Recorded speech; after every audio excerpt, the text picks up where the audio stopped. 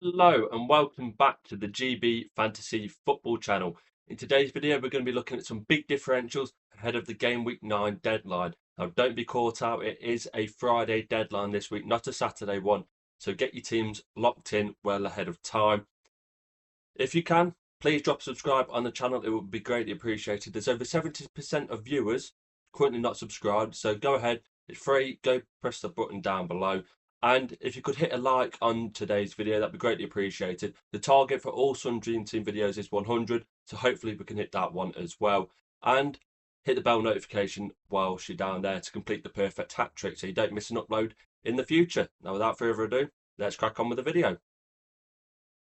With, of course, a few games still to go in Game Week 8, we've got the Wednesday fixtures. For reference, this video is being recorded before the Liverpool and Tottenham game on Wednesday in the European competitions, and of course the Conference League and Europa League on Thursday. So we've still got a few games to play. Personally, I'm on 145 points with 7 players still to play. The 4 players that I had on Tuesday now all scored pretty decently. Malik Chow, I think that's how it's pronounced. He's got the clean sheet for Newcastle. Of course, Gabriel Magalhaes, Arsenal centre-back, picked up a clean sheet, picked up a goal, picked up an assist. A tremendous haul for him for my own team. Anthony Gordon got a goal and an assist, and Erling Haaland did what Erling Haaland does, and he was the captain for this week. So, to build on those points from Game Week 8 into Game Week 9, these are my big differential goalkeepers. Of course, in this video, every player is under 10% owned. That is the criteria to meet to be eligible for these big differentials. As we go through the season, there's certain positions within this video that are slowly becoming harder to fill. I think goalkeeper and striker definitely fit in that quota. Now, the 5 choices I've gone for in goal are Vicario of Tottenham. Nick Pope, surprisingly, still under 10% owned. He got an assist last night for the Harvey Barnes goal, slightly fortuitous, but they've been practicing on it apparently, and he did that to add, well, he added that to his arsenal, that is. Mamardashvili, Liverpool goalkeeper, Robert Sanchez of Chelsea. And because this week is a Carabao Cup double, I've gone for Sam Johnston. Now, I do know there's always a threat of rotation in this competition, and of course, he is not a European doubler. But as I said, with goalkeepers, they are a little bit slim on the ground, choice wise, under 10%. And I do actually think he's got some pretty decent fixtures this week. Vicario, 3.8 million, 12 save points so far in this season.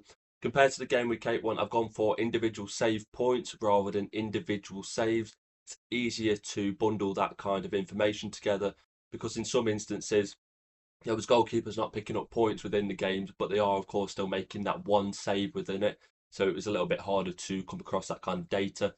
So Vicario, 12 save points, 9 goals conceded so far this season in games that he has appeared in. That is 51 points, a very good return, and 5.1 average points across the season.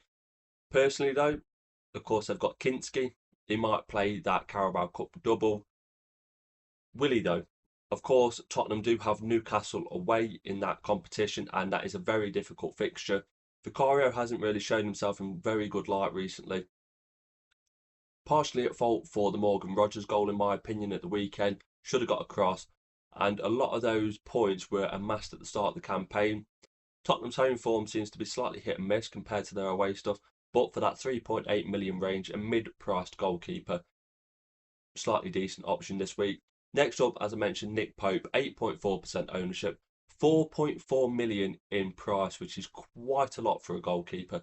13 save points, and surprisingly, he's actually conceded exactly the same amount currently as Vicario in this season. I thought Newcastle defensively were a lot better than Tottenham, but only 9 goals conceded, which is on the slim side of things.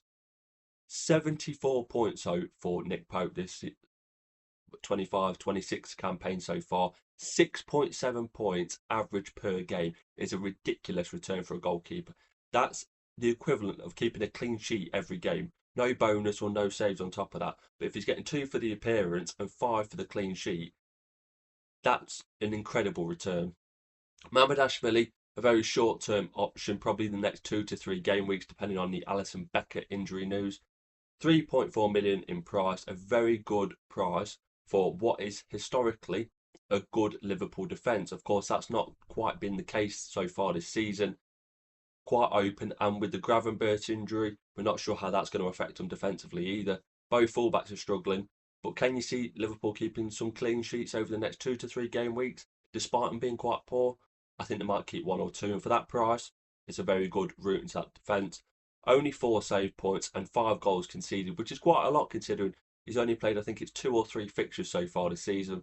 He played the Carabao Cup against Southampton. He came on in the Champions League, I'm tempted to say, when Alisson Becker got injured away to Galatasaray. And of course, he played the previous game against Manchester United. So 4 save points in those fixtures, 10 points overall, which is an okay return, but only 2.5 points average per game. That will, of course, be affected by his substitute appearance when he came on for Alisson in that one. A cheaper option, potentially one to just note for future down the line. Robert Sanchez. Now, this is an interesting one. Chelsea kept the clean sheet away to Forest last Saturday. Slightly fortuitous. Mohamedashvili as well, 0.8% ownership. Very good differential on that front. Back to Robert Sanchez anyway, 7.7% ownership, so still very low. 3.5 million now. I think that's heavily been affected by his sending off at Manchester United a few weeks ago. Only 7 save points. I actually thought that statistic would be slightly higher. Having watched Chelsea, they do give up chances, but evidently the chances that they're giving up aren't quite going on target. 10 goals conceded. Now, there is a little asterisk next to that one. There's 10 goals conceded, but I haven't included the 2 that Chelsea conceded when they lost to Manchester United away in this fixture where he did get sent off. Now, he loses points on other fantasy games for the goals that Chelsea conceded in that one, but he's not on the pitch to concede the goal. So leave a comment down below if you would have included those extra 2 goals on that statistic. So 10 goals without him, 12 goals with it. 38 points in total, which is an okay return considering he doesn't really play much cup competitions. So if you are bringing him this week in hope of playing both the Carabao Cup and the Premier League, probably won't be one that does that. 3.8 points average per game, solid at the back. And the final goalkeeper, Sam Johnston, Wolves goalkeeper, 0.1% ownership, which doesn't surprise me in the slightest. They are rock bottom of the league. 2.7 million in price, which is one of the main reasons why he actually snuck onto this list. Now, last week I had Donyell Marland for the attacking assets. He was a very similar price bracket, and I think it's not what the goalkeeper allows you to do. To me, a lot of people kept Royce this week, and it's turned out to be a masterstroke. Of course, he kept the clean sheet against Wolves, ironically, picked up, I think it was 8 points, whereas someone like myself, Dean Henderson, I'm hoping he plays against Larnaca in the Conference League and builds on his 1-pointer that he got at home to Bournemouth. And he's 3.7 million. So for those of you who did keep Royce, you had an extra 0.7 million to put into other positions that could potentially score you more points. And I think that 2.7 million that Sam Johnston could cost, maybe Sarr does get the Carabao Cup fixture because Johnston did play the Carabao Cup fixture when he wasn't the number 1 earlier in the season. He's picked up 7 save points so far this season, which is quite a lot considering he did miss a few fixtures. Only 7 goals conceded, which I found quite surprising, really. I think he's played between 5 and 8 fixtures so far for Wolves. But when you look at Wolves in total this season, they've been really poor, and I would have thought that would have been at least in the double figures. 22 points in total, but 3.7 points average per game, which is a very good return. Now, if he does play the Carabao Cup and he is available for both fixtures, you might be looking at between 6 and 8 points for a 2.7 million, well, an asset in your team. He's not the ideal choice, of course. To me, on this one, if you're looking longer term, it's Pope. I don't think Pope plays both in the Carabao Cup. I think Aaron Ramsdale plays against Tottenham. But for this week, of course, with Carabao Cup, there's going to be lots of rotation, and I don't think you're going to be able to nail anybody. It's going to be the same with many people on this list, but it's all about long-term planning. Next on today's list, we've got 5 more defensive selection options. We've got Ruben Dias of Manchester City, Pedro Porro of Tottenham, Reece James of Chelsea. He made the list last week and he's going to make the list, make the list again this week. Daniel Munoz of Crystal Palace and Dan Burn of Newcastle United. Now we'll start off with Ruben Dias. 4.3 million, 7.8% ownership. Only 5 bonus points. Of course, for the defenders, it's slightly different, the metric that I use. So for defenders, we're going for bonus points and tackle points. Of course, the slightly more attacking assets on this list that we'll get to in a little while doesn't quite show big chances created across the board, but that does have to be taken into consideration as well. So 5 bonus points for him. Only 2 tackle points, which is very low considering he's played the majority of the fixtures for Manchester City this season. 55 points, I put that in the orange bracket, and 5 points average per game, which is pretty good for a defensive option. It's just that 4.3 million. Now, of course, he's just a centre back, and he's slightly nailed for minutes at the moment. But we saw last week with Gavardio, he's missed out a fixture, and maybe Ruben Dias misses out this week as well with the Carabao Cup. Pedro Porro, 7.4% ownership, 5 million in price. He started the season a lot higher than he did for the 24-25 campaign. 3 bonus points overall, which is very low. If you played Sun Dream Team last season, you'll know he was an incredible asset to have for bonus points. He took a lot of the corners, a lot of the set pieces when Maddison wasn't on the pitch. Now, to only have 3 bonus points in this entire season for 5 million, very low. 8 tackle points, which is a lot higher than I actually thought. 60 points in total and 5.5 points average per game. Very similar to Vicario. I think the clean sheets at the start of the campaign heavily influence that, of course, as they would do. But Porro is on this list because Udogie has picked up a slight injury. He wasn't in the Tottenham squad for the weekend, and that does leave them short at fullback. With Romero out injured as well, there's not much room to manoeuvre or rotate this week, so I do actually expect Porro to play both in this double. You'll have Jed Spence on one side and probably Pedro Porro on the other. So if you're looking for someone to potentially play both fixtures, he is a very good candidate. Reece James, 7.1% ownership, gone up slightly since last week. 4 million in price, which is a very good price in my opinion. Green on the ticker. 7 bonus points overall as well, also green on the ticker, but only 3 tackle points. I think with the way that he plays for Chelsea, he's at right back in some games, he's slotting into midfield in others. But I thought he might have been getting more tackle points, but clearly they're giving that duty over to Moises Caicedo. 52 points in total, which is a very good return, of course, heavily influenced by his goal, assist, and clean sheet away to Nottingham Forest in the previous weekend, and 5.2 points average per game.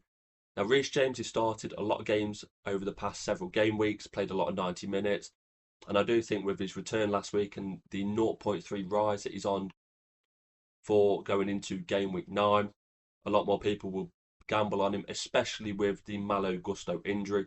Just want to note on that front, they have played Wesley Fofana at right back before, so just because Gusto is banned doesn't necessarily mean that Reece James will play both in the double, especially with his injury history. But Reece James slowly starting to show the attacking intent that we know he has had from previous seasons. Daniel Munoz, 6.7% ownership, very low, very, very low. And I don't think that's got a lot to do with the player himself. I think that's got more to do with his 5.7 million price tag. It's quite difficult to justify that 5.7 million, especially into a defensive asset when people are trying to get Saka's into their teams and Mateta's 4.5 million, Saka's 6.3, so there's only 0.6 in value between Daniel Munoz and a Bukayo Saka in midfield. Only 1 bonus point doesn't surprise me in the slightest. That's not his forte. 12 tackle points, very much in Daniel Munoz's alleyway for potential returns. And as I said earlier, it doesn't actually say big chances created on this list or just goal involvements in general. And if you watch Crystal Palace, Daniel Munoz is basically playing as a right winger at times. He's getting involved. He picked himself up 2 assists in game week 8. So far, that is, he's still got maybe the Larnaca game if he's selected for it.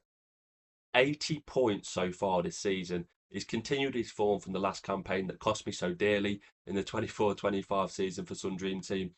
8 points average per game, which is the equivalent of playing over 60 minutes, getting a clean sheet, and picking up a tackle point every single fixture. I know he's 5.7 million, and I've seen a lot of people slowly start to restructure their squads to potentially get him in at the back. There's many people who've got maybe a Dean Henderson to try and cover Munoz off, or a Lacroix, or a Gay. Not so much Chris Richards on this Sun Dream Team fantasy game as such. but I'm not sure those players can actually cover Munoz off in the long term. And that was one of the main reasons why I actually put the money into him and gambled several game weeks back, and he's paid off very handsomely. And the last one for the defensive assets is Dan Burn. Similar to Pedro Porro, I do think Dan Burn will play both in this double, mainly due to the injuries that Newcastle do have at fullback. Livramento is out injured, so is Lewis Hall. Yes, they've got a few youngsters that they could call up from the academy. I'm not too sure on their names, but I've seen a few touted that might get a few minutes in the Carabao Cup. But with them being the Carabao Cup holders, 5.9% ownership for Burn. I can't see Newcastle going weak, especially with Tottenham in a very difficult fixture. 4.6 million, which is quite a lot. Now, we spent the majority of the season at left centre half.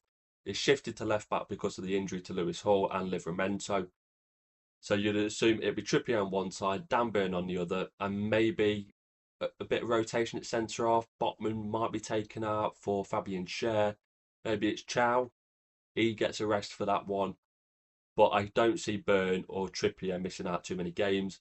No bonus points at all, which is awful. 6 tackle points. I actually thought that would be slightly more, considering he's very much a front foot defender, very aggressive in the manner that he gets to the attacking players. 60 total points and 5.5 points average per game, which is identical to Pedro Porro, ironically. Newcastle kept 3 clean sheets away from home in a row in the Premier League, 0-0 in all of them prior to the Brighton game last weekend. They picked up another clean sheet at home to Benfica in the Champions League. I think they will tick over very nicely. Personally, I went for Malik Chow just to save that 1 million in value to put elsewhere. But I do see Dan Burn playing both, and if that is what you're going for this week, I see him as a great option. Into midfield, and we've got several very good options, and potentially one that could cause a bit of controversy. Now, first up, we've got Paulinho of Tottenham Hotspur, 8.8% ownership, which is a little bit higher than I thought. I'm not sure if the substitution booster chip actually affects that ownership, so I'd be one to know, because I've seen quite a few people bringing him this week to replace Enzo Fernandez, who missed out for Chelsea at the weekend. 3.6 million in price, 4 shots on target, and 4 goal involvement. 63 points so far this season is a ridiculous return for a player that we associate as being a holding midfielder, not really getting forward too much. And 5.7 points average per game is an exceptional return. Something that this graph doesn't show, because with midfielders and attackers, I move on to shots on target and goal involvements because we're normally looking for those attacking returns. But Paulinho is an exceptional asset for tackles. I think in the last game alone, it was some ridiculous stat, 10 tackles or something. And if you did play Sky Fantasy back in the day, he was very good for that on there. The 4 shots on target consists of 3 goals, and he picked up the assist against Aston Villa last weekend, knocking it down to Bentancur. So for a decent budget option that allows potentially money in other positions, I see him playing quite a few games. Now, I've listened to other podcasts, other Tottenham fans say Paulinho doesn't really offer a lot when he's on the ball. He lacks a bit with progressive passes. I know James from Planet FPL is very much on that front where he doesn't add a lot. And when he plays with Bentancur has to drop in when Romero doesn't play. So will he play the majority of the games? I think he will. He'll certainly start away to Newcastle, where the physicality is needed in midfield to battle out with them. Next up, Pedro Neto, 8.1% ownership for Chelsea, 3.6 million in value, 3 shots on target, 3 goal involvement. I think it was 1 goal and 1 assist away to Forest at the weekend, so this might be a little bit of recency biased. 51 points is a decent return with 4.6 average points per game. Of course, you've got players like Esteval that can fill in over there. You've got Gittins on the left-hand side as well. He might get a few minutes on the right-hand side. But Pedro Neto, every time I watch him, he looks lively. He's okay for bonus points, he's nothing spectacular. Will he play both for Chelsea in the double? Let me know in the comments down below, Chelsea fans. Of course, your squad has notoriously had a lot of options in midfield over the last few years. And out wide, I remember Raheem Sterling being an option for you. Of course, these days, he's still very much a Chelsea player, but not on the cards at all. Will he play in that double, Chelsea fans? Do let me know. O'Reilly of Manchester City, 3.9%, only 2.5 million in value. Ridiculous, absolutely ridiculous. Kind of reminds me of Rico Lewis at the start of last season, but even then, I still think he's a million cheaper than what Rico Lewis was. It's just a shame that he's not categorised as a defender. Of course, he's playing at left back predominantly for Manchester City at the minute. He didn't play in the Champions League yesterday, so that is something to note. 3 shots on target, 2 goal involvements, 42 points for a £2.5 million midfielder. Ridiculous. And 4.2 average points per game, also in the high echelons of what you'd expect from an extremely budget player. The one thing to note with O'Reilly is I think he'll play one out the double. I'm not sure he'll play both. Now, we know Aït-Nouri was definitely close to coming back from his injury, and Gvardiol played at left back in the Champions League. At least I think he did. I know Gvardiol and Ake played that game. I'm not too sure which way round those two players played, but I know that it dropped O'Reilly to the bench and made him miss one of the games at the double. But for 2.5 million, could you take a bench in each week, that is, for that price? Once again, it goes back to, can you do more with that money elsewhere? And if you've got 8 million, let's say, would you rather go for a £5.5 million player elsewhere and a 2.5, or two £4 million assets? Now, personally, I think I'd plump for the two £4 million assets just for reliability. But if your budget can't stretch very far, O'Reilly is a very good option. Now, I'll leave the next player till last and go on to Harvey Barnes. 0.8% ownership, very similar to Pedro Neto with regards to the last game that I watched him play. Harvey Barnes might be recency biased. 3.9 million in value. He picked up, I think it was 2 goals last night in the Champions League against Benfica. 7 shots on target throughout the campaign, where he's been on the bench quite a lot. But I think he has slowly taken to the season as it's progressed. Jacob Murphy was on one side last night. You had Anthony Gordon on the other. Of course, you've got Alanga and Harvey Barnes, so there is quite a lot of competition out wide. 4 goal involvements so far, which is a very good return for someone who has had reduced minutes. 48 points in total, and a little on the low side with 4 average points per game. But that's got to do with potentially coming on for 20-30 minute cameos. Now, he scored twice against Benfica. Does that mean he starts at the weekend and someone like an Anthony Gordon misses out? Or does that mean the manager's seen him come off the bench, be so effective, and that's how he's going to play it again? I'm not too sure. And the last player on this list, pitchforks are out, I know. He's slipped under the 10% ownership range, which is something I didn't expect at the start of the season when he was so heavily owned. 9.2% ownership, 5.3 million in price, which is a very expensive asset. 3 shots on target, of course, no goal involvement. Now, you've probably seen the memes with regards to him. No goal involvement so far for Liverpool. 28 points, which is very low, and 2.8 points average per game. I mean, if you turn up and play over 60 minutes, you're getting 2 points, so you're barely getting that. That player is Florian Wirtz. Now, if you watched him come on against Man United, he actually did quite well, despite all the trolling that he gets and just the memes that are made out of him. When he came on in that second half, Liverpool were a better team, despite him playing in a 2-man midfield with Szoboszlai. I think the goal involvements will come, and I think now with the potential injury to Gravenberch, which could open up a few midfield options, Wirtz will get more starts. He started on the bench against Man United. I have no idea why. They spent all that money on him. He's clearly got some quality in him, the lad has. But they've just got to unlock it. It might even be a situation where they have an Endo in midfield with a McAllister or a Curtis Jones and then a Florian Wirtz in front of that. Because I think you've got to get him into the team. You've got to get him firing and get that first goal involvement under his belt. Get the noise out of the way and then see what kind of player you really do have. Stop the outside noise and just focus on his performances. Szoboszlai could end up at right back, which opens up another slot in midfield, maybe. And I think he will play both in this double. Because he had the rest last weekend against Man United, of course, as I said, this is being recorded on Wednesday afternoon, so I don't know if he's starting in that Champions League game for Liverpool. Personally, I do think Salah gets a bench in that one. There was early reports that Chiesa might not make it in the squad. That was found to be not true, so I think Salah might get a benching. But for Wirtz, it's a big, expensive gamble.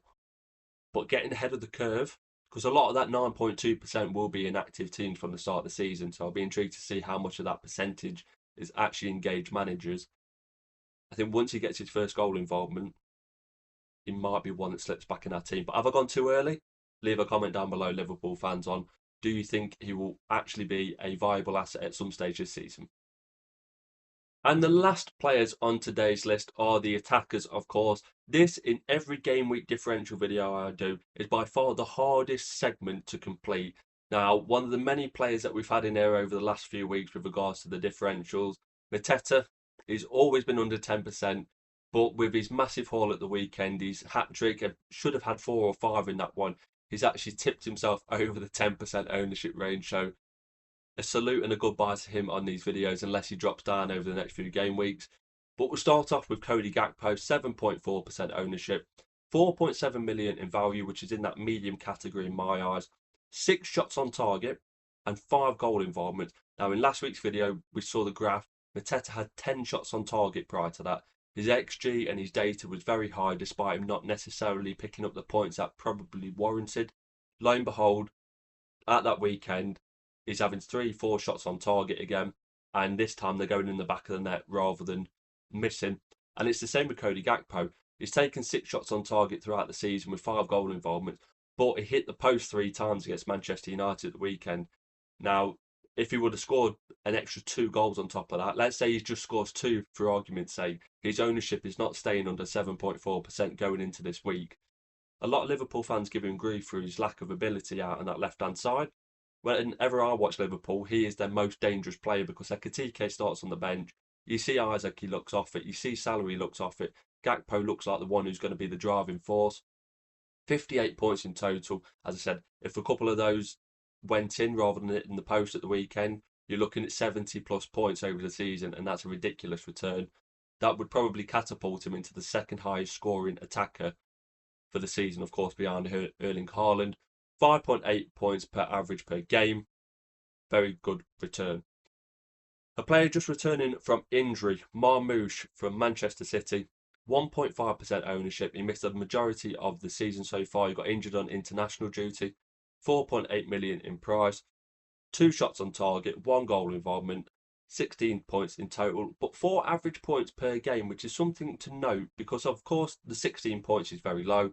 Only 1 goal involvement is also very low. I think that was against Brighton away. And the 2 shots on target are quite low. But as we saw in the FA Cup final last year, Marmoush took the penalty. Now, I don't think that's going to be the case at all. With the run that Erling Haaland's on, it's something like 12 games in a row, including internationals he's scored in. He isn't going to want to let that one slide, especially with Jamie Vardy's record of 11 Premier League games in a row. I think it was either 11 or 13. I know he broke it against Man United at home all them years ago, but I'm sure Erling Haaland has got his eyes on that one. He's broke every other record. I think that's one that he probably would want under his belt as well. So Marmoush, he did take the penalties. I'm not sure he'll take them at the minute. But I think on that left-hand side, Doku has been a very good player so far this season. But if it was down to Manchester City fans, they wouldn't have Bernardo Silva out on the right-hand side. They'd have probably Doku out there, or maybe an Oscar Bob with Marmoush on the left. I know Marmoush played in that number 10 role towards the back end of last season, covering for De Bruyne, but with Tijani Reinders, maybe you see someone like Kovacic drop back with the injuries that they've currently got, with Nico Gonzalez picking up another knock, maybe a doubt for the Aston Villa game, and Rodri still struggling to kick into full gear after his ACL comeback in the recent months. So Marmoush, he fits into the category of potential punts. Now, there's 2 or 3 on this list, and he is probably towards the top end of the punt list this week. I do think he will start in the Carabao Cup as well, so that's something to note. 0.1% ownership for Kolo Muani. Now, Tottenham fans, leave a comment down below. Will it be Kolo Muani or Richarlison that starts in the absence of Dominic Solanke? Matthias Tell, he is cup tied for the Champions League games. He wasn't put into their squad. So Kolo Muani, I think he offers a little bit more physicality. Only 3.7 million, so that puts him in a decent bracket. 0 shots on target, 0 goal involvement, only 1 point so far this season. He's only appeared in 2 fixtures, and one of them fixtures he actually got booked in. So 0.5, yes, that is correct, average points per game, and he still made the list. So it just goes to show how difficult this one is. I think he will play some minutes. They've slowly tried to build him up. He was out for several weeks with a dead leg. I've seen him at PSG in past games. Will he fit into this Thomas Frank system before Dominic Solanke becomes an option? It's still yet to be seen. I think Richarlison starts and Kolo Muani might come off the bench for a few cameo appearances. Mark Guéhi, I think that's how you pronounce it. Chelsea recalled him from Sunderland at the start of the season when Liam Delap picked up his injury and Nicholas Jackson got sent on loan to Bayern Munich. He came on at the weekend, away to Nottingham Forest at half time, I think it was, and he made a difference. It wasn't necessarily him in general, it was more the ability to drop João Pedro back into that number 10 role, and they looked better. They had a 10-15 minute period where they picked up their goals, and the physicality of Guéhi up front really made a difference. 0.2% ownership. I do think he starts in the Champions League tonight. Of course, João Pedro is banned after his red card in the previous game. So if he does well, there's no reason why he shouldn't continue to play for Chelsea. They've been very reluctant to start him. 0 shots on target, 0 goal involvements, 14 points, but still a slightly respectable 2.8 points average per game. Now, some of that would have been the Carabao Cup appearance that he made for Sunderland earlier in the season before he got recalled. But I think 3 points for someone who's played barely any minutes, average per game that is actually not bad. He will take a very valuable forward spot up. That means you're taking someone either out of the midfield or out the attack. But as a short-term punt before Liam Delap comes back, which is potentially on the horizon, he's been seen in training. He's been out for a while though, so it might be one of them ones where he needs several weeks just to see how he is with the ball at his feet and how he is out on the grass, that is. But for this double coming up, including the Carabao Cup, I think he starts in that one. I think he starts tonight in the Champions League. I'm not too sure if he starts at home to Sunderland at the weekend, bearing in mind he did come from there.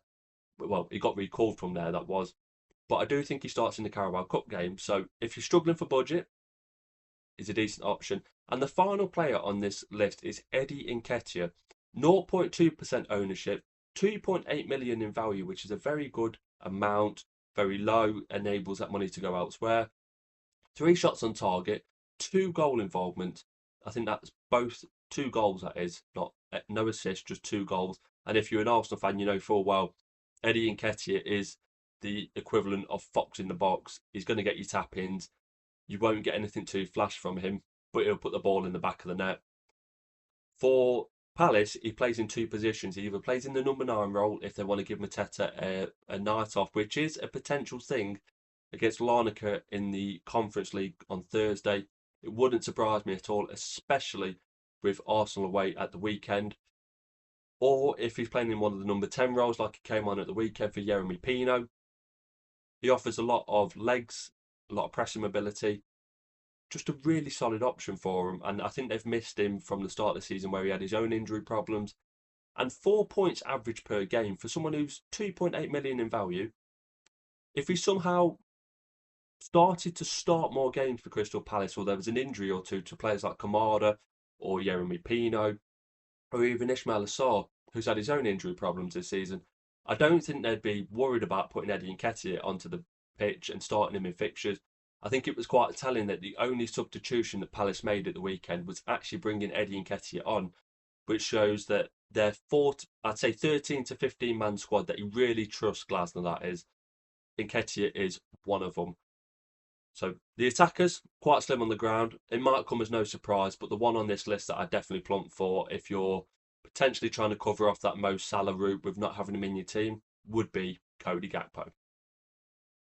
And that does indeed conclude today's video. The Game Week 9 differentials. With the Carabao Cup double on the horizon, it's always a little bit tricky to try and gamble, try and guess which 2 or 3 players might be playing out of each bracket. There's a few punts in there. The Sam Johnston one is very much out there. It's not going to be a long-term solution, and he might not even play both. But I think for that price, it enables you to do a lot more elsewhere. And so Cody Gakpo up front, very good option. 7.4% would be well over 10% in my opinion if a few of them didn't hit the post. So leave a comment down below on which differential in this video has caught your eye the most out of the 20 options across the board. I've been intrigued to see which one might have changed your transfer plans going into the Game Week 9 deadline. As I mentioned, don't miss out. Get those teams set in and locked and loaded. It's a Friday deadline, not a Saturday one. It's a Friday deadline. Don't miss out. Now, if you could, please do drop a subscribe on the channel if you enjoyed today's content. Hit the thumbs up button. We aim for 100 for every Sun Dream Team video. That is the goal. Push the content out for all Sun Dream Team lovers. And don't forget to hit the bell notification so you don't miss an upload. All the socials are in the description below. We've got TikTok, we've got Instagram, we've got X. On X, I'm closing in on 500 followers, so do go over there. Follow me if that's what you're into. And plenty of stuff posted as well. Now, thank you very much for watching today's video. You'll be seeing me in a new one very soon.